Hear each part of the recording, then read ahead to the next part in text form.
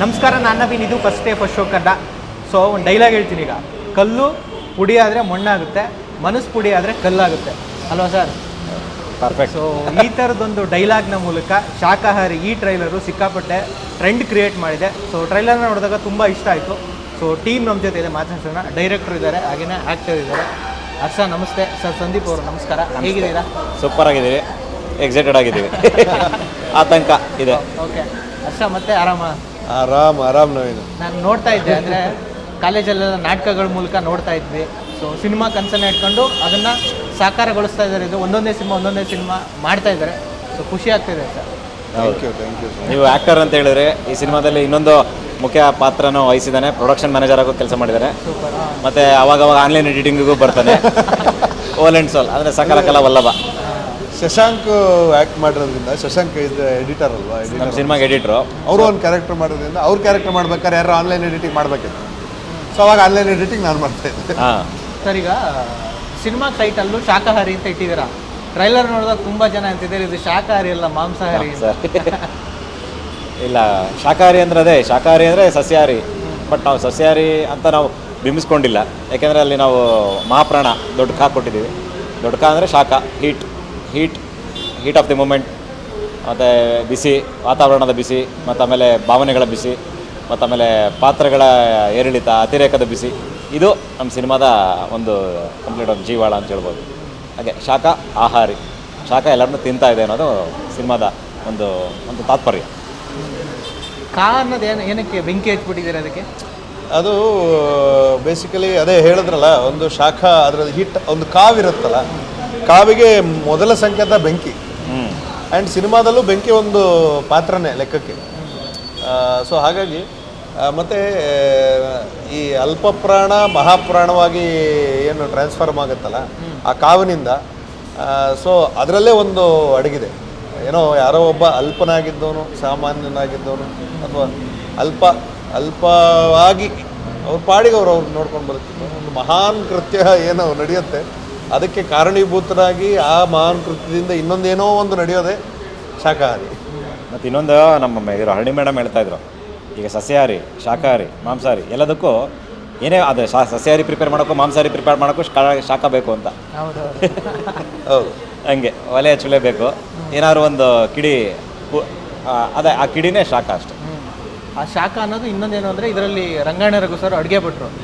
So ಅವ್ರ ಹೋಟ್ಲಲ್ಲೂ ಬಿಸಿ ಅನ್ನೋದು ಇದ್ದೇ ಇರುತ್ತೆ, ಶಾಖ ಇದ್ದೇ ಇರುತ್ತೆ.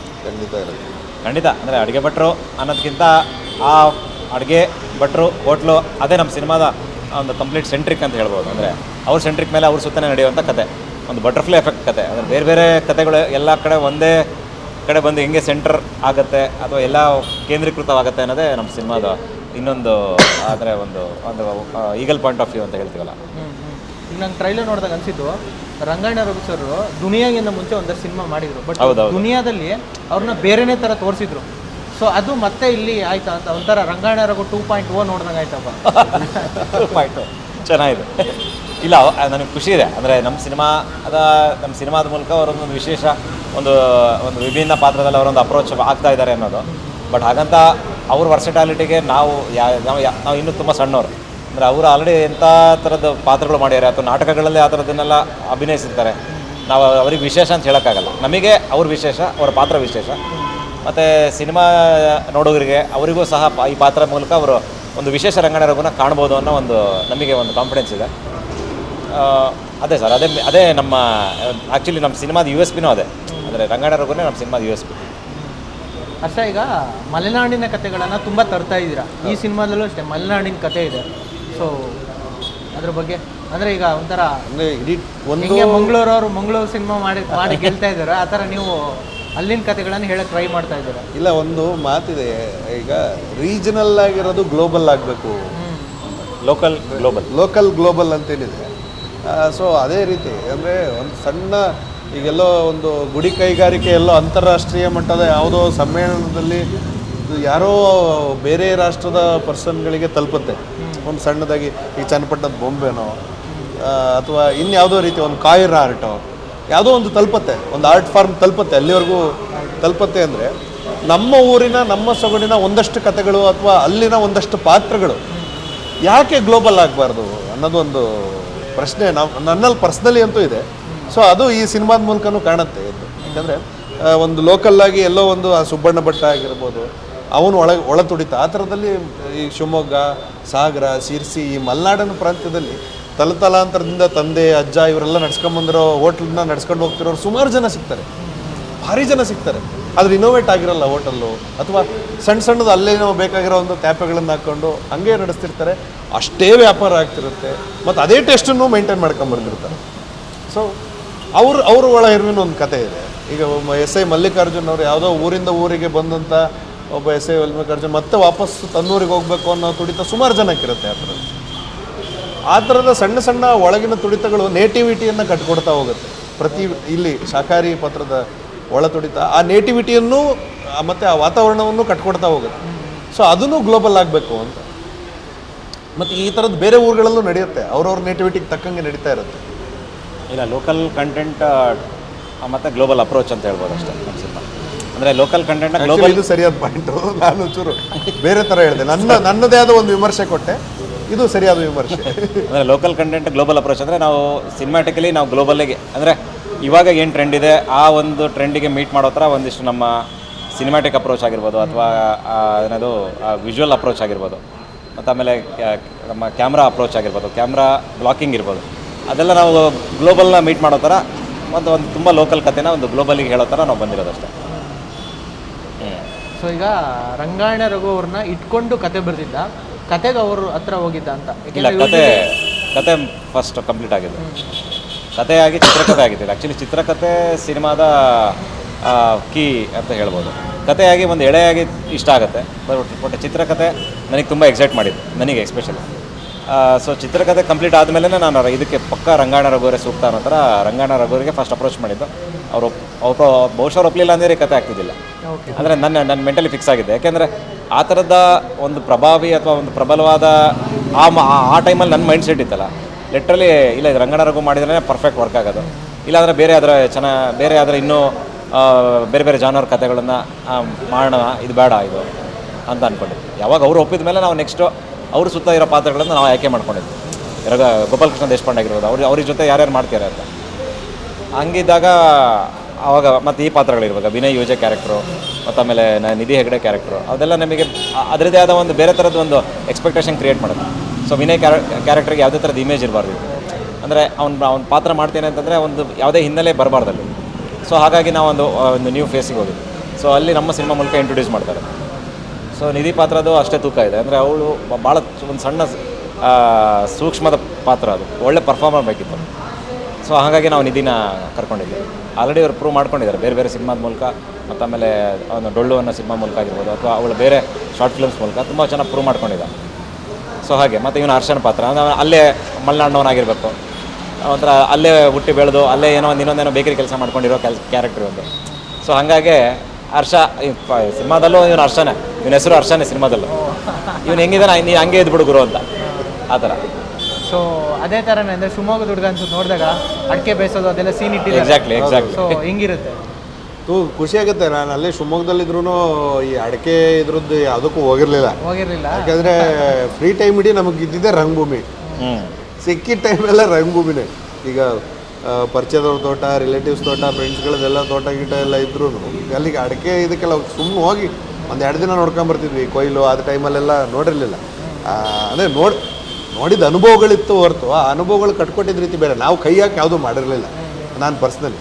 ಆದರೆ ಇದರಲ್ಲಿ ಒಂಥರ ಈ ಶೂಟಿಂಗ್ ಟೈಮಲ್ಲಿ ಅದನ್ನೆಲ್ಲ ಮಾಡಿಬಿಟ್ವಿ ನಾವು.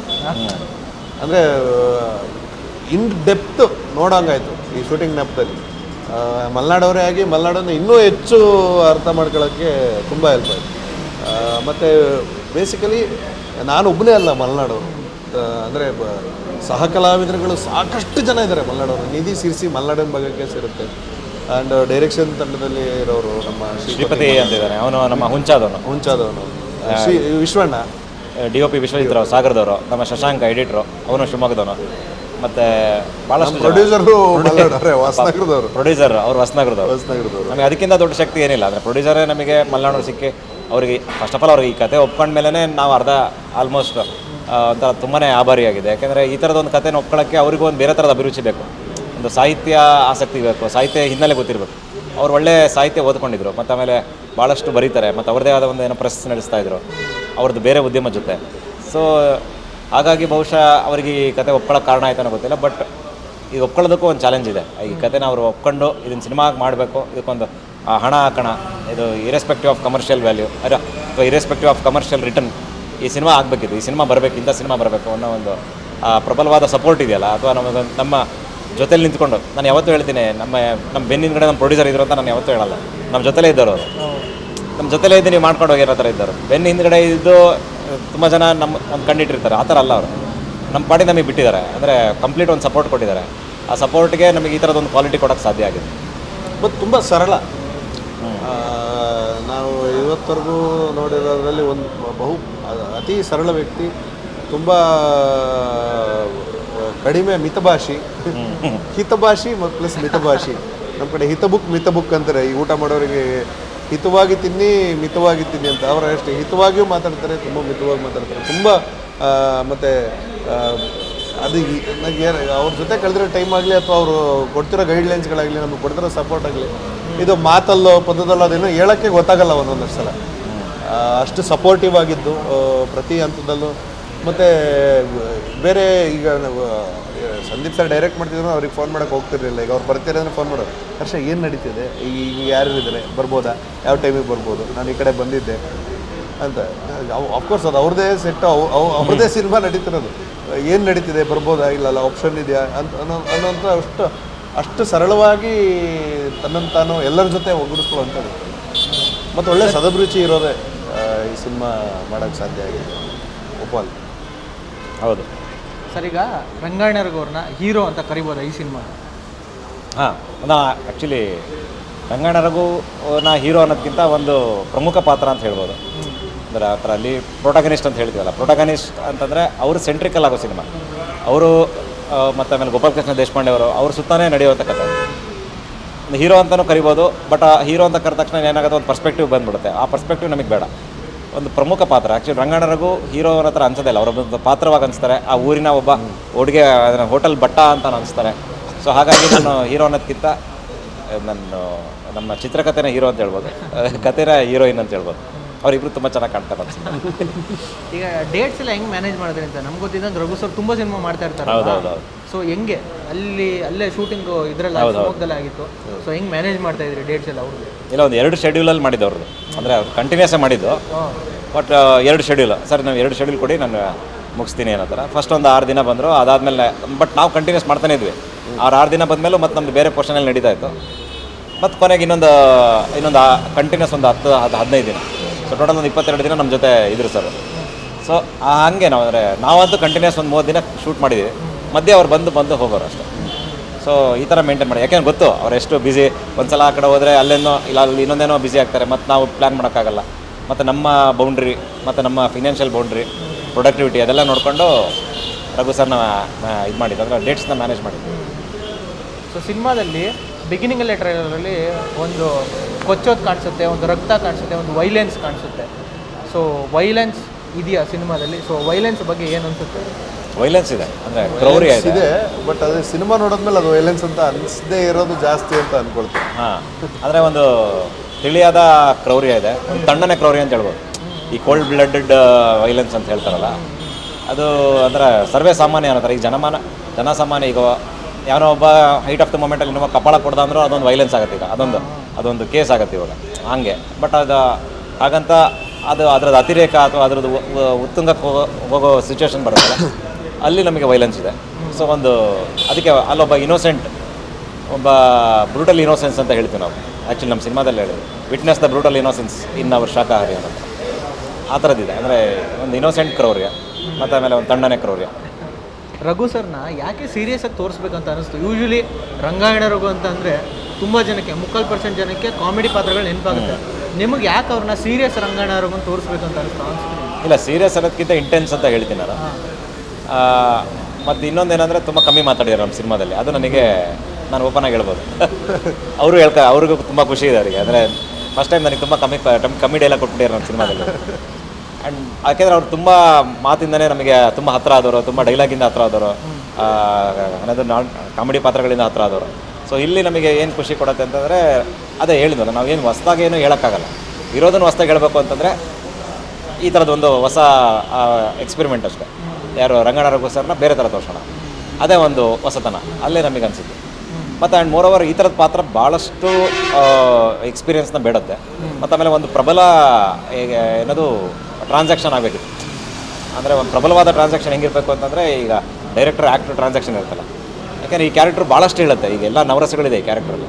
ಸೊ ನಾನೊಬ್ಬ ಡೆಬ್ಯೂಟೆಂಟ್ ಆಗಿ ಒಬ್ಬ ಇಂಥ ಪ್ರಭಾವಿ ನಟ, 400 ಸಿನಿಮಾ ಮಾಡಿರುವಂಥ ಪ್ರಭಾವಿ ನಟ, 400 ಎಷ್ಟು ಸಿನಿಮಾ 450 ಅವ್ರು ಬಹುಶಃ ಅವರಿಗೆ ಕೌಂಟ್ ಇರಲ್ಲ.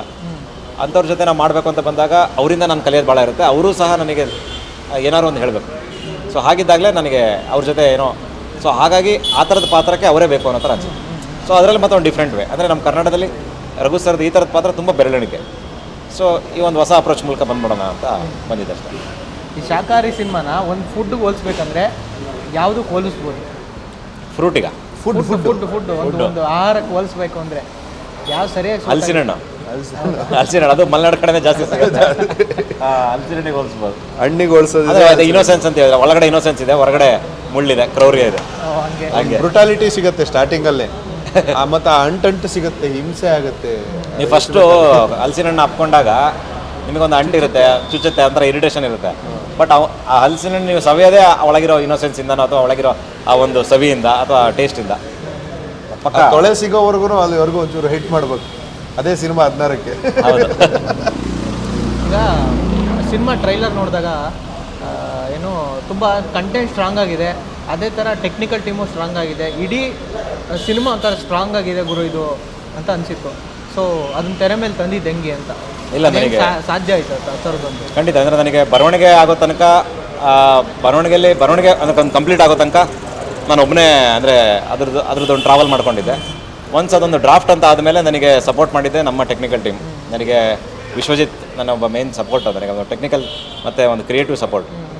ಅಂದರೆ ನನ್ನ ಎಲ್ಲ ಆಲೋಚನೆಗಳನ್ನು ಎಲಿವೇಟ್ ಮಾಡ್ತಾನೆ, ಅಂದರೆ ಒಂದು ವಿಜುವಲ್ ಎಲಿವೇಷನ್ ಅಂತ ಹೇಳ್ತೀವಲ್ಲ, ಆ ಥರದ್ದು ಎಲಿವೇಟ್ ಮಾಡಿಕೊಂಡು ಭಾಳಷ್ಟು ಟ್ರಾನ್ಸಾಕ್ಷನ್ ಆಗುತ್ತೆ. ನಾವು ಶಾರ್ಟ್ ಡಿವಿಷನ್ ಆಗಿರ್ಬೋದು, ಇಷ್ಟೇ ಶಾರ್ಟ್ ಬೇಕು ಅಂತ ಆಗಿರ್ಬೋದು, ಅದನ್ನು ನಾವು ಕಟ್ಕೊಂಡಿದ್ದೀವಿ. ಸೊ ಸಿನಿಮಾ ಹೋಗೋಕ್ಕಿಂತ ಮುಂಚೆನೇ, ಅದು ಶೂಟಿಂಗ್ ಹೋಗೋಕ್ಕಿಂತ ಮುಂಚೆನೇ ನಮಗೆ ಎಷ್ಟು ಶಾರ್ಟ್ಸಲ್ಲಿ ನಮ್ಮದು ಓಪನ್ ಬರ್ತೀವಿ ಅಂತ ನಾವು ಕ್ಲಾರಿಟಿ ಇತ್ತು. 2450 ಶಾರ್ಟ್ಸ್ ಅಂತ ಅಂದ್ಕೊಂಡಿದ್ದೆ. 620 ಶಾರ್ಟ್ ಬಂದಿತ್ತು. ಅಂದರೆ ಒಂದು 200 ಶಾರ್ಟ್ ಹೆಚ್ಚು ಕಮ್ಮಿ ಆಗಿತ್ತು. ಅಂದರೆ ಓಕೆ ಶಾರ್ಟ್ಸ್ ಹೇಳ್ತಿರೋದು. ಯಾಕೆಂದರೆ ನಮ್ಮದು ಪ್ರೊಡಕ್ಷನ್ನು ಅದೇ, ಇದೆಲ್ಲ ನಾನು ಮಾತ್ರ ಲೆಕ್ಕ ಹಾಕ್ಕೊಂಡಿದ್ದೆ ಅಷ್ಟೇ. ಅಂದರೆ ಸುಮ್ಮನೆ ಒಂದು ಇರಲಿ, ಒಂದು ಕ್ಲಾರಿಟಿ ಇರಲಿ ಅನ್ನೋ ಥರ. ಬಟ್ ಅದು ಆಲ್ಮೋಸ್ಟ್ ಹತ್ತಿರ ಒಂದು 100 ಶಾರ್ಟ್ ಹೆಚ್ಚು ಕಮ್ಮಿ ಆಗಿದೆ ಅಷ್ಟೇ.